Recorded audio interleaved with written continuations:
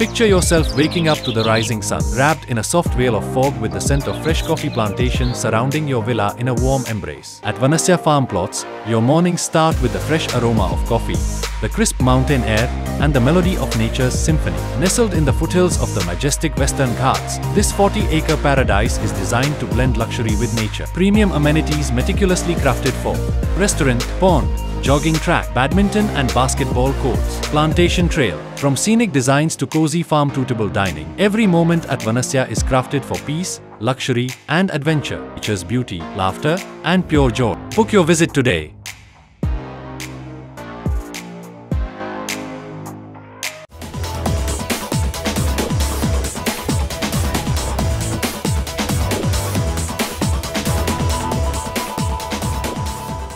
Hi friends, mastmaga.comನ international bulletin ಸುತ್ತು ಜಗತ್ತಿಗೆ ಸ್ವಾಗತ. ನಾನು ಅಮರ್ ಪ್ರಸಾದ್. ಪಾಕ್ ಜೊತೆಗಿನ ಉದ್ವಿಗ್ನತೆ ಇರೋ ಹೊತ್ತಲ್ಲೇ BSF ಈ ಬಿಗ್ ಸ್ಟೇಟ್ಮೆಂಟ್ ಕೊಟ್ಟಿದೆ. ಇನ್ನು ನಿಂತಿಲ್ಲ, ಇನ್ನು ಮುಂದುವರೆದಿದೆ ಸಿಂಧೂರ್ ಅಂತ ಹೇಳಿದೆ. ಜಮ್ಮು ಫ್ರಂಟಿಯರ್ನ BSF inspector general Shashank Anand ಈ ಹೇಳಿಕೆ ಕೊಟ್ಟಿದ್ದಾರೆ. ಅಂತಾರಾಷ್ಟ್ರೀಯ ಗಡಿ ಪ್ರದೇಶದಲ್ಲಿ ಇನ್ನು ಹೈ ಅಲರ್ಟ್ ನಲ್ಲಿದ್ದೀವಿ. ಪಾಕ್ ನಂಬಿಕೆಗೆ ಅರ್ಹವಲ್ಲದ ಕಾರಣ ಒಳನುಸುಳುವಿಕೆ ಸಾಧ್ಯತೆ ಇದ್ದೇ ಇರುತ್ತೆ. ಹೀಗಾಗಿ ಪ್ರತಿಯೊಂದು ಸೆಕೆಂಡ್ ಕೂಡ ನಾವು ಎಚ್ಚರಿಕೆಯಿಂದ ಇದ್ದೀವಿ. ಈಗ ಆಲ್ರೆಡಿ ಉಗ್ರರು ತಮ್ಮ ಉಗ್ರ ಶಿಬಿರಗಳಿಗೆ ವಾಪಸ್ ಆಗಿದ್ದಾರೆ, ತರಬೇತಿ ಪಡಿತಾ ಇದ್ದಾರೆ ಅಂತ ಇಂಟೆಲಿಜೆನ್ಸ್ ಬಂದಿದೆ. ಹೀಗಾಗಿ ಆಪರೇಷನ್ ಸಿಂಧೂರ್ ಚಾಲ್ತಿಯಲ್ಲೇ ಇದೆ ಅಂತ ಹೇಳಿದ್ದಾರೆ. ಅಲ್ಲದೆ ಇಂಟೆಲಿಜೆನ್ಸ್ ಬ್ಯೂರೋ ಜೊತೆಗೆ ನಾವು ನಿರಂತರವಾಗಿ ಸಂಪರ್ಕದಲ್ಲಿದ್ದೀವಿ ಅಂತ ಹೇಳಿದ್ದಾರೆ. ಈ ಮೂಲಕ ಗಡಿ ಇನ್ನು ನಾರ್ಮಲ್ಸಿಗೆ ಬಂದಿಲ್ಲ, ಯಾವುದೇ ಕ್ಷಣದಲ್ಲೂ ಕ್ರಮ ತಗೋಬಹುದು ಅನ್ನೋ ಹಿಂಟನ್ನು ಸೇನೆ ಕೊಟ್ಟಿದೆ. ಇತ್ತೀಚೆಗೆ PM ನರೇಂದ್ರ ಮೋದಿ ಕೂಡ ಆಪರೇಷನ್ ಸಿಂಧೂರನ್ನು ನಾವು ಪಾಸ್ ಮಾಡಿದ್ದೀವಿ ಹೊರತು ಸ್ಟಾಪ್ ಮಾಡಿಲ್ಲ ಅಂತ ಹೇಳಿದ್ರು. ಅದರ ಬೆನ್ನಲ್ಲೇ ಈ ಹೇಳಿಕೆ ಬಂದಿದೆ. ಇತ್ತ ಕೇಂದ್ರ ಸರ್ಕಾರ ದೊಡ್ಡ ನಿರ್ಧಾರ ತಗೊಂಡಿದೆ. ಆರ್ಮಿ, ನೇವಿ ಹಾಗೂ ಏರ್ ಫೋರ್ಸ್ ಈ ಮೂರು ಸೇನೆಗಳನ್ನು ಒಳಗೊಂಡ ಯೂನಿಫೈಡ್ ಕಮಾಂಡ್ಗೆ ಹೊಸ ನಿಯಮಗಳನ್ನು ಜಾರಿಗೊಳಿಸಿದೆ. ಇದರ ಪ್ರಕಾರ ಮೂರು ಸೇನೆಯ ಇಂಟರ್ ಸರ್ವಿಸಸ್ ಆರ್ಗನೈಸೇಷನ್ ISOSಗಳು ಕಮಾಂಡ್, ಕಂಟ್ರೋಲ್ ಅಂಡ್ ಡಿಸಿಪ್ಲಿನ್ ವಿಚಾರದಲ್ಲಿ ಆಕ್ಟ್ 2023 ಅನ್ವಯ ಸಂಘಟಿತರಾಗಿ ಕೆಲಸ ಮಾಡಬೇಕು ಅಂತ ಹೇಳಿದೆ. ಭದ್ರತೆ ವಿಚಾರದಲ್ಲಿ ಹಾಗೆ ಶತ್ರುಗಳ ದಾಳಿಗಳನ್ನು ಪರಿಣಾಮಕಾರಿಯಾಗಿ ಹಿಮ್ಮೆಟ್ಟಿಸೋಕೆ ಮೂರು ಸೇನೆಗಳಲ್ಲಿ coordination important. Commander in chief ರಜೆ ಇದ್ರೆ ಅಥವಾ ಅಲಭ್ಯರಿದ್ರೆ ಅದನ್ನು ಬೇರೆ ಆಫೀಸರ್ ಹೇಗೆ ರೆಸ್ಪಾನ್ಸಿಬಲ್ ಆಗಿ ಹ್ಯಾಂಡಲ್ ಮಾಡಬೇಕು ಅಂತ ಹೇಳಲಾಗಿದೆ. ಎಮರ್ಜೆನ್ಸಿ ಟೈಮ್ನಲ್ಲಿ ಹತ್ತಿರದ ಯೂನಿಟ್ ಕಮಾಂಡ್ ತಗೋಬೇಕು. ಅಫಿಷಿಯಲ್ ಆಗಿ ಒಂದು ಯೂನಿಟೇ ಆಫೀಸರ್ ನೇಮಿಸೋ ತನಕ ಅವರಿದನ್ನು ನೋಡ್ಕೋಬೇಕು. ಅಡ್ಮಿನಿಸ್ಟ್ರೇಟಿವ್ ಪವರ್ ಅನ್ನು ಶಿಸ್ತಾಗಿ ಹ್ಯಾಂಡಲ್ ಮಾಡಬೇಕು. ಇನ್ನಿತರ ರೂಲ್ಸ್ ಈ ರೀತಿ ಜಾರಿ ಮಾಡಲಾಗಿದೆ. ಮೇ 27ರಿಂದಲೇ ಇದನ್ನು ಜಾರಿಗೊಳಿಸಲಾಗಿದೆ.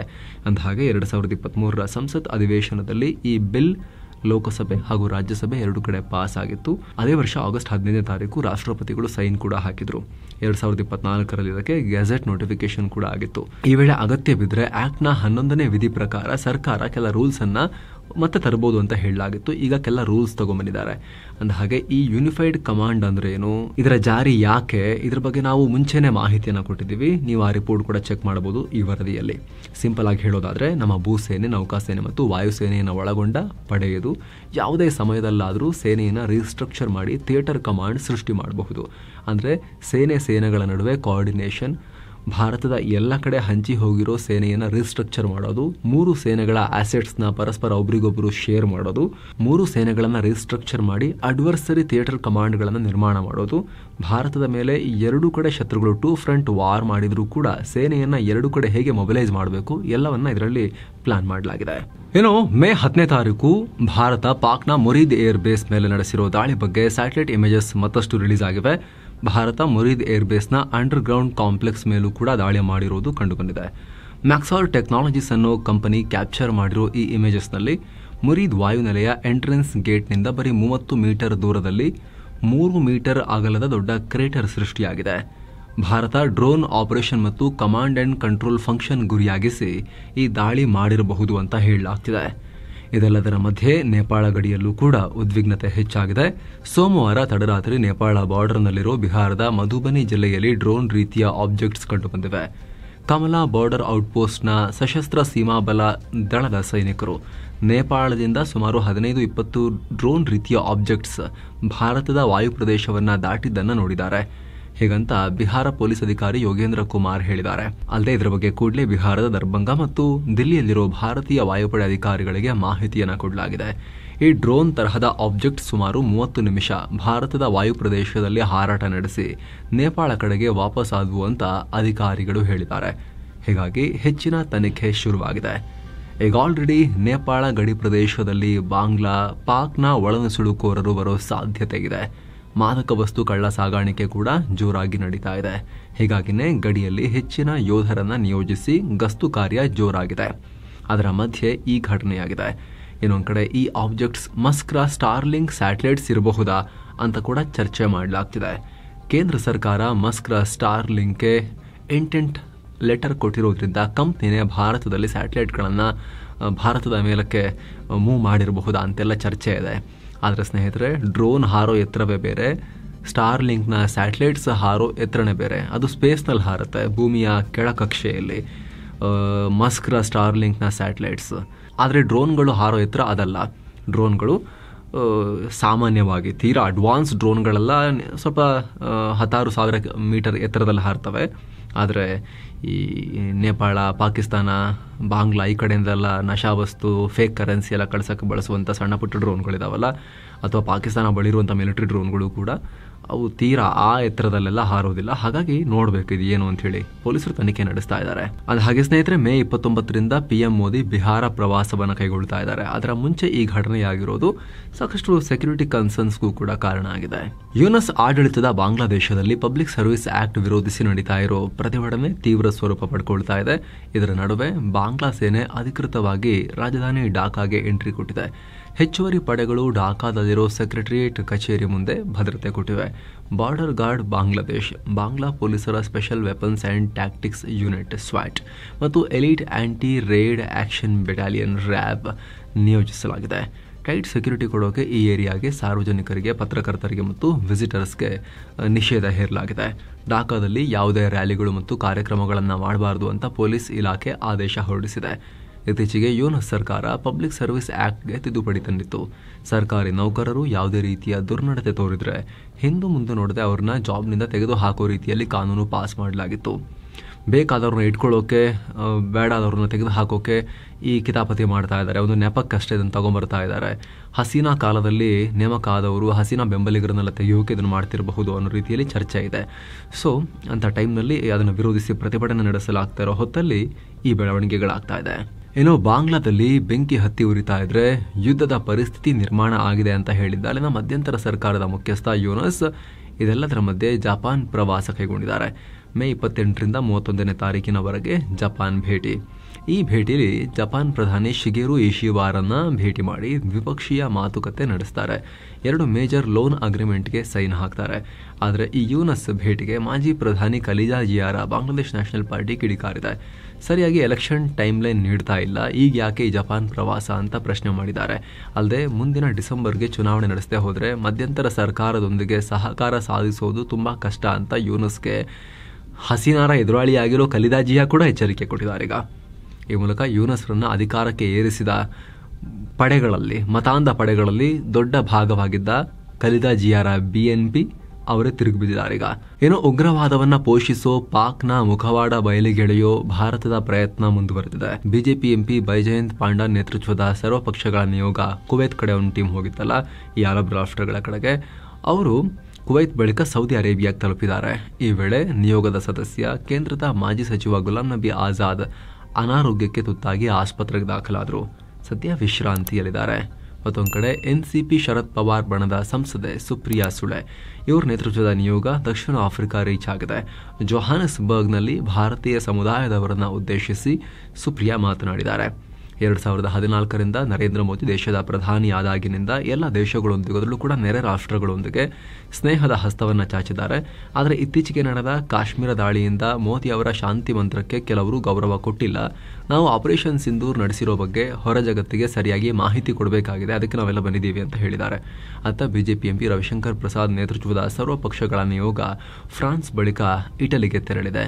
ರೋಮ್ನಲ್ಲಿ ಭಾರತದ ರಾಯಭಾರಿ ವಾಣಿ ರಾವ್ ಸಂಸದರನ್ನ ಬರಮಾಡಿಕೊಂಡಿದ್ದಾರೆ. ಬಳಿಕ ಇಟಲಿ ನಾಯಕರನ್ನ ಮೀಟ್ ಮಾಡಿ ಭಾರತದ ಕಾರ್ಯಾಚರಣೆ ಹಾಗೂ ಉಗ್ರವಾದ ಹತ್ತಿಕ್ಕೋ ಬಗ್ಗೆ ಈ ನಿಯೋಗ ಬ್ರೀಫ್ ಮಾಡಲಿದೆ. ಇನ್ನೊಂದು ಕಡೆ ಕಾಂಗ್ರೆಸ್ MP ಶಶಿ ತರೂರ್ ನೇತೃತ್ವದ ನಿಯೋಗ ಪನಾಮಾದಲ್ಲಿ ಭಾರತದ ನಿಲುವನ್ನ ಪುನರುಚ್ಚಾರ ಮಾಡಿದ್ದಾರೆ. ಪಾಕಿಸ್ತಾನ ಉಗ್ರವಾದದ ವಿರುದ್ಧ ಕ್ರಮ ತಗೊಳ್ಳಿಲ್ಲ, ಅದಕ್ಕೆ ನಾವೇ ಆಕ್ಷನ್ ತಗೊಂಡಿದ್ವಿ ಅಂತ ಹೇಳಿದ್ದಾರೆ. ಹೀಗೆ ದೇಶಗಳನ್ನು ಸುತ್ತಿ ತರೂರ್ ಭಾರತದ ನಡೆಯನ್ನು ಸಮರ್ಥನೆ ಮಾಡಿಕೊಳ್ತಾ ಇದ್ರೆ, ಶಶಿ ತರೂರ ಈ ಪನಾಮಾ ಸ್ಪೀಚ್ ಅನ್ನ ಕಾಂಗ್ರೆಸ್ ನಾಯಕರು ಟೀಕಿಸಿದ್ದಾರೆ. ಇದು ಏನು ಪ್ರಾಬ್ಲಮ್ ಅಂತಾನೆ ಅರ್ಥ ಆಗ್ತಾ ಇಲ್ಲ ತರೂರ್ ವಿಚಾರದಲ್ಲಿ ಅವ್ರದ್ದು. ಶಶಿ ತರೂರ್ ಬಿಜೆಪಿಯ ಸೂಪರ್ ಸ್ಪೋಕ್ಸ್ ಪರ್ಸನ್ ಆಗ್ಬಿಟ್ಟಿದ್ದಾರೆ.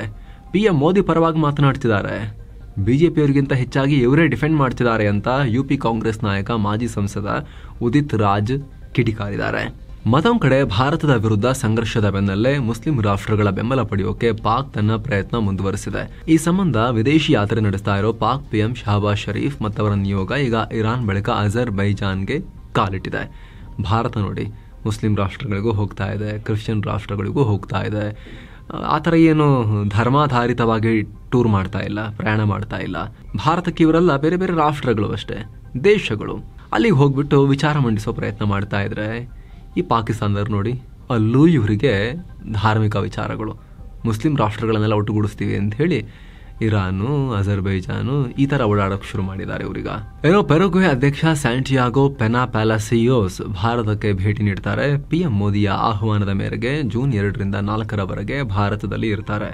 ವ್ಯಾಪಾರ, ಕೃಷಿ, ಆರೋಗ್ಯ, ಮಾಹಿತಿ ತಂತ್ರಜ್ಞಾನ ಸೇರಿದ ಹಾಗೆ ಅನೇಕ ವಿಚಾರಗಳ ಕುರಿತು ಚರ್ಚೆ ಮಾಡ್ತಾರೆ. ಇದು ಸ್ಯಾಂಟಿಯಾಗೋ ಪೆನಾ ಪ್ಯಾಲಾಸಿಯೋಸ್ರ ಮೊದಲ ಭಾರತ ಭೇಟಿ. ಪರಾಗ್ವೆ ಅಧ್ಯಕ್ಷರು ನೀಡ್ತಿರೋ 2ನೇ ಭಾರತ ಭೇಟಿ. ಈ ಹಿಂದೆ 2012ರಲ್ಲಿ ಅಂದಿನ ಪರಾಗ್ವೆ ಅಧ್ಯಕ್ಷ ಫರ್ನಾಂಡೋ ಲುಗೋ ಮೆಂಡೆಸ್ ಭಾರತಕ್ಕೆ ಬಂದಿದ್ರು. ಭಾರತದ ವಿದೇಶಾಂಗ ಕಾರ್ಯದರ್ಶಿ ವಿಕ್ರಮ್ ಮಿಶ್ರಿ ಅಮೆರಿಕದ ಅಧೀನ ಕಾರ್ಯದರ್ಶಿ ಅಂಡರ್ ಸೆಕ್ರೆಟರಿ ಜೆಫ್ರಿ ಕ್ಯಾಸ್ಲರ್ ಅನ್ನ ವಾಷಿಂಗ್ಟನ್ ಡಿಸಿಯಲ್ಲಿ ಮೀಟ್ ಮಾಡಿದ್ದಾರೆ. ಈ ವೇಳೆ ಹೊಸ ಟೆಕ್ನಾಲಜಿ ವಿಚಾರದಲ್ಲಿ ಎರಡೂ ರಾಷ್ಟ್ರಗಳ ಸಹಕಾರದ ಬಗ್ಗೆ ಚರ್ಚೆ ಮಾಡಿದ್ದಾರೆ. ಅಲ್ಲದೆ ಉಭಯ ದೇಶಗಳ ನಡುವಿನ ವ್ಯಾಪಾರ ಕುರಿತಂತೆ ಇಬ್ಬರು ಅಧಿಕಾರಿಗಳು ಚರ್ಚೆ ಮಾಡಿದ್ದಾರೆ. ಟೆಕ್ ದಿಗ್ಗಜ ಇಲಾನ್ ಮಸ್ಕ್ರ ತಂದೆ ಎರಾಲ್ ಮಸ್ಕ್ ಭಾರತಕ್ಕೆ ಭೇಟಿ ಕೊಡ್ತಾರೆ ಅಂತ ವರದಿಯಾಗಿದೆ. ಜೂನ್ 1ರಿಂದ 6ನೇ ತಾರೀಕಿನವರೆಗೆ ಭಾರತದಲ್ಲಿ ಇರ್ತಾರೆ. ಈ ವೇಳೆ ಎರಾಲ್ ಮಸ್ಕ್ ಅಯೋಧ್ಯೆಯ ಶ್ರೀರಾಮ ಮಂದಿರಕ್ಕೆ ಭೇಟಿ ಕೊಡ್ತಾರೆ ಹಾಗೂ ಹಲವು ಹೈ ಲೆವೆಲ್ ಬಿಸಿನೆಸ್ ಮೀಟಿಂಗ್ಸ್ ಅಲ್ಲೂ ಭಾಗಿಯಾಗ್ತಾರೆ.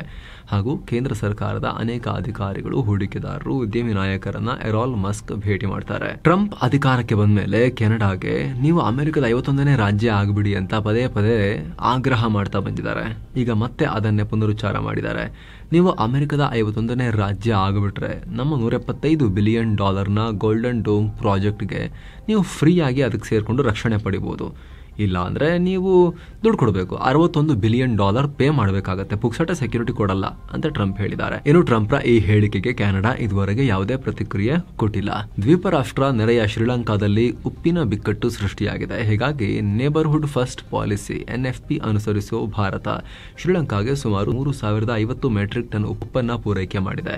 ಶ್ರೀಲಂಕಾ ಕರಾವಳಿಯಲ್ಲಿ ಸಂಗ್ರಹ ಮಾಡಲಾಗಿದ್ದ ಉಪ್ಪು ಭಾರಿ ಮಳೆಯಿಂದ ಕೊಚ್ಚಿ ಹೋಗಿದೆ. ಪರಿಣಾಮ ಉಪ್ಪು ಶಾರ್ಟೇಜ್ ಆಗಿದೆ. ಸದ್ಯ ಈ ಬಿಕ್ಕಟ್ಟಿನಿಂದ ಉಪ್ಪಿನ ಬೆಲೆ ಕೆಜಿಗೆ $145 ಜಂಪ್ ಆಗಿದೆ. ಹೀಗಾಗಿ ಭಾರತ ಸುಮಾರು 3050 ಮೆಟ್ರಿಕ್ ಟನ್ ಉಪ್ಪನ್ನ ಶ್ರೀಲಂಕಾಗೆ ಕಳಿಸಿಕೊಟ್ಟಿದೆ. ರಷ್ಯಾದ ಹಲವು ಪ್ರದೇಶಗಳನ್ನ ಗುರಿಯಾಗಿಸಿ ಯುಕ್ರೇನ್ ದೊಡ್ಡ ಡ್ರೋನ್ ದಾಳಿ ಮಾಡಿದೆ. ಆದರೆ ಯುಕ್ರೇನ್ ನಿಂದ ಬಂದ 112 ಡ್ರೋನ್ಗಳನ್ನ ಹೊಡೆದು ಹಾಕಿದೀವಿ ಅಂತ ರಷ್ಯಾದ ರಕ್ಷಣಾ ಸಚಿವಾಲಯ ಹೇಳಿದೆ. ಇವುಗಳಲ್ಲಿ 12 ಡ್ರೋನ್ಗಳನ್ನ ರಷ್ಯಾ ರಾಜಧಾನಿ ಮಾಸ್ಕೋನ ಗುರಿಯಾಗಿಸಿ ಲಾಂಚ್ ಮಾಡಲಾಗಿತ್ತು. ರಷ್ಯಾದ ಬ್ರಿಯಾನ್ಸ್ಕ್, ಕ್ರಸ್ಕ್, ಬೆಲ್ಗೊರೋಡ್, ಒರಿಯೋಲ್ ಮತ್ತು ಕಲುಗಾ ಅನ್ನೋ ಪ್ರಮುಖ ಪ್ರದೇಶಗಳನ್ನ ಟಾರ್ಗೆಟ್ ಮಾಡಿ ಈ ದಾಳಿ ಮಾಡಲಾಗಿತ್ತು. ಈ ದಾಳಿ ಹಿನ್ನೆಲೆಯಲ್ಲಿ ರಷ್ಯಾದ ವ್ನೋಕೋವೋ ಮತ್ತು ಝಾಕೋವ್ಸ್ಕಿ ಏರ್ಪೋರ್ಟ್ನಲ್ಲಿ ವಿಮಾನ ಹಾರಾಟವನ್ನ ಕೂಡ ತಾತ್ಕಾಲಿಕವಾಗಿ ಸ್ಥಗಿತ ಮಾಡಲಾಗಿತ್ತು. ಅಂದಹಾಗೆ ಇತ್ತೀಚೆಗೆ ರಷ್ಯಾ 900ಕ್ಕೂ ಅಧಿಕ ಡ್ರೋನ್ಗಳಿಂದ ನಮ್ಮ ಮೇಲೆ ದಾಳಿ ಮಾಡಿದೆ. ಪರಿಣಾಮ 13 ನಾಗರಿಕರು ಪ್ರಾಣ ಕಳ್ಕೊಂಡಿದ್ದಾರೆ ಅಂತ ಯುಕ್ರೇನ್ ಆರೋಪ ಮಾಡಿತ್ತು. ಅದರ ಬೆನ್ನಲ್ಲೇ ಈ ಬೆಳವಣಿಗೆಯಾಗಿದೆ. ಅತ್ತ ಯುಕ್ರೇನ್ನ ಉತ್ತರ ಭಾಗದಲ್ಲಿ ರಷ್ಯಾ ದಾಳಿಯನ್ನ ತೀವ್ರಗೊಳಿಸುತ್ತಿರುವುದಕ್ಕೆ ಅಮೆರಿಕ ಅಧ್ಯಕ್ಷ ಡೊನಾಲ್ಡ್ ಟ್ರಂಪ್ ರಷ್ಯಾ ಅಧ್ಯಕ್ಷ ಪುಟಿನ್ ವಿರುದ್ಧ ಕಿಡಿಕಾರಿದ್ದಾರೆ. ಪುಟಿನ್ ಕದನ ವಿರಾಮದ ಮಾತುಕತೆಯನ್ನ ರಿಜೆಕ್ಟ್ ಮಾಡುವ ಮೂಲಕ ಬೆಂಕಿಯೊಂದಿಗೆ ಆಟ ಆಡ್ತಿದ್ದಾರೆ. ಇದು ಯಾವುದೇ ಕಾರಣಕ್ಕೂ ಒಳ್ಳೆಯದಲ್ಲ ಅಂತ ಟ್ರಂಪ್ ಆಕ್ರೋಶ ಹೊರಹಾಕಿದ್ದಾರೆ. ಅಲ್ಲದೆ ನಾನಿಲ್ಲ ಅಂದಿದ್ರೆ ರಷ್ಯಾದಲ್ಲಿ ಎಷ್ಟೋ ಕೆಟ್ಟ ಘಟನೆಗಳು ಆಗ್ತಾ ಇದ್ವು ಅಂತ ತಮ್ಮನ್ನು ತಾವು ಟ್ರಂಪ್ ಮತ್ತೊಮ್ಮೆ ಹೊಗಳಿಕೊಂಡಿದ್ದಾರೆ. ಅಂದಹಾಗೆ ಟ್ರಂಪ್ ಇತ್ತೀಚೆಗೆ ಪುಟಿನ್ಗೆ ಯುದ್ಧ ನಿಲ್ಲಿಸೋಕೆ ಇಷ್ಟ ಇಲ್ಲ, ಹಾಗಾಗಿ ಅಗ್ರೆಸಿವ್ ಆಗಿ ಆಕ್ಟ್ ಮಾಡ್ತಾ ಇದ್ದಾರೆ ಅಂತ ಹೇಳಿದ್ರು. ಅದರ ಬೆನ್ನಲ್ಲೇ ಈ ಹೇಳಿಕೆ ಕೊಟ್ಟಿದ್ದಾರೆ. ಅಮೆರಿಕ ವಿಶ್ವಾದ್ಯಂತ ಇರೋ ತನ್ನ ಎಲ್ಲಾ ರಾಯಭಾರ ಕಚೇರಿಗಳಿಗೆ ಸ್ಟೂಡೆಂಟ್ ವೀಸಾ ಇಂಟರ್ವ್ಯೂನ ತಾತ್ಕಾಲಿಕವಾಗಿ ನಿಲ್ಲಿಸಿ ಅಂತ ಆರ್ಡರ್ ಮಾಡಿದೆ. ವಿದೇಶಿ ವಿದ್ಯಾರ್ಥಿಗಳ ಸೋಷಿಯಲ್ ಮೀಡಿಯಾ ಪರಿಶೀಲನೆಗೆ ಹೊಸ ಗೈಡ್ಲೈನ್ಸ್ ಜಾರಿಗೊಳಿಸೋಕೆ ನಿರ್ಧರಿಸಲಾಗಿದೆ. ಈ ಗೈಡ್ಲೈನ್ಸ್ ಬರೋವರೆಗೆ ಈ ಕ್ರಮವನ್ನು ಮುಂದುವರಿಸಲಾಗುತ್ತೆ ಅಂತ ಅಮೆರಿಕದ ಸ್ಟೇಟ್ ಸೆಕ್ರೆಟರಿ ಮಾರ್ಕೋ ರೂಬಿಯೋ ಹೇಳಿದ್ದಾರೆ. ಇನ್ನೊಂದು ಕಡೆ ವಿಸಿಟರ್ಸ್ ವೀಸಾ ಅಪ್ಲಿಕೇಶನ್ಗಳನ್ನು ಎಕ್ಸ್ಚೇಂಜ್ ಮಾಡೋ ಪ್ರಕ್ರಿಯೆಯನ್ನು ಸ್ಥಗಿತಗೊಳಿಸುವಂತೆ ಅಮೆರಿಕ ಆದೇಶ ಕೊಟ್ಟಿದೆ. ಇನ್ನು ಭಾರತದಲ್ಲಿರೋ ಅಮೆರಿಕನ್ ರಾಯಭಾರ ಕಚೇರಿ ಅಮೆರಿಕದಲ್ಲಿ ಓದ್ತಾ ಇರೋ ಭಾರತೀಯ ವಿದ್ಯಾರ್ಥಿಗಳಿಗೆ ಎಚ್ಚರಿಕೆ ಕೊಟ್ಟಿದೆ. ನೀವು ಓದ್ತಿರೋ ಸಂಸ್ಥೆಗಳಿಗೆ ಮಾಹಿತಿಯನ್ನ ಕೊಡದೆ ಕ್ಲಾಸ್ನ ಸ್ಕಿಪ್ ಮಾಡಿದ್ರೆ ಅಥವಾ ರಜೆ ಹಾಕಿದ್ರೆ ನಿಮ್ಮ ವಿದ್ಯಾರ್ಥಿ ವೀಸಾ ರದ್ದಾಗೋ ಸಾಧ್ಯತೆ ಇರುತ್ತೆ. ಅಲ್ಲದೆ ಫ್ಯೂಚರ್ನಲ್ಲಿ ಅಮೆರಿಕನ್ ವೀಸಾ ಪಡೆಯೋ ಅರ್ಹತೆಯನ್ನು ಕೂಡ ಕಳ್ಕೋಬಹುದು. ಹೀಗಾಗಿ ಯಾವಾಗಲೂ ನಿಮ್ಮ ವೀಸಾದ ನಿಯಮಗಳಿಗೆ ಕಮಿಟ್ ಆಗಿರಿ ಅಂತ ಎಚ್ಚರಿಕೆ ಕೊಟ್ಟಿದೆ. ಟ್ರಂಪ್ ಮತ್ತು ಹಾರ್ವರ್ಡ್ ಯೂನಿವರ್ಸಿಟಿ ನಡುವಿನ ಸಂಘರ್ಷ ನೆಕ್ಸ್ಟ್ ಲೆವೆಲ್ಗೆ ಹೋಗಿದೆ. ಹಾರ್ವರ್ಡ್ ಯೂನಿವರ್ಸಿಟಿಯೊಂದಿಗಿನ $100 ಮಿಲಿಯನ್ ಮೌಲ್ಯದ ಒಪ್ಪಂದವನ್ನು ಕ್ಯಾನ್ಸಲ್ ಮಾಡೋಕೆ ಟ್ರಂಪ್ ಅಡ್ಮಿನಿಸ್ಟ್ರೇಷನ್ ಮುಂದಾಗಿದೆ. ಇದರಲ್ಲಿ ಹಾರ್ವರ್ಡ್ ಯೂನಿವರ್ಸಿಟಿ ಏಜೆನ್ಸಿಗಳೊಂದಿಗಿನ 30 ಒಪ್ಪಂದಗಳು ಸೇರಿವೆ. ಜೊತೆಗೆ ಸೈಂಟಿಫಿಕ್ ರಿಸರ್ಚ್ ಮತ್ತು ಟ್ರೈನಿಂಗ್ಗೆ ಸಂಬಂಧಪಟ್ಟ ಒಪ್ಪಂದ ಕೂಡ ಸೇರಿದೆ. ತೀವ್ರ ಅಂತಾರಾಷ್ಟ್ರೀಯ ಒತ್ತಡದ ಬಳಿಕ ಗಾಜಾದಲ್ಲಿ ಮಾನವೀಯ ನೆರವು ವಿತರಣೆಗೆ ಇಸ್ರೇಲ್ ಅವಕಾಶ ಮಾಡಿಕೊಟ್ಟಿದೆ. ನೆರವು ವಿತರಣೆ ಶುರುವಾದ ಬಳಿಕ ಸಾವಿರಾರು ಜನ ಒಟ್ಟಿಗೆ ನುಗ್ಗಿದಾಗ ಸಿಚುವೇಶನ್ ಕಂಟ್ರೋಲ್ ತಪ್ಪಿತ್ತು. ಈ ವೇಳೆ ಇಸ್ರೇಲಿ ಪಡೆಗಳು ಗುಂಡು ಹಾರಿಸಿ ಪರಿಸ್ಥಿತಿಯನ್ನು ಕಂಟ್ರೋಲ್ ಮಾಡಿವೆ. ಚೀನಾದ ಶಾಂಡಾಂಗ್ ಅನ್ನೋ ಪ್ರಾಂತ್ಯದಲ್ಲಿ ಕೆಮಿಕಲ್ ಪ್ಲಾಂಟ್ನಲ್ಲಿ ದೊಡ್ಡ ಸ್ಫೋಟ ಉಂಟಾಗಿದೆ. ಪರಿಣಾಮ ಕನಿಷ್ಠ 5 ಪ್ರಾಣ ಕಳ್ಕೊಂಡಿದ್ದು 19 ಮಂದಿ ಗಾಯಗೊಂಡಿದ್ದಾರೆ. 6 ಜನ ನಾಪತ್ತೆಯಾಗಿದ್ದಾರೆ. ಸೊ ಫ್ರೆಂಡ್ಸ್, ಇದಾಗಿತ್ತು ಇವತ್ತಿನ ಜಗತ್ತಿನ ಸುತ್ತಾಟ. ಮತ್ತೆ ಭೇಟಿಯಾಗ್ತಿರೋಣ. ನಮಸ್ತೆ.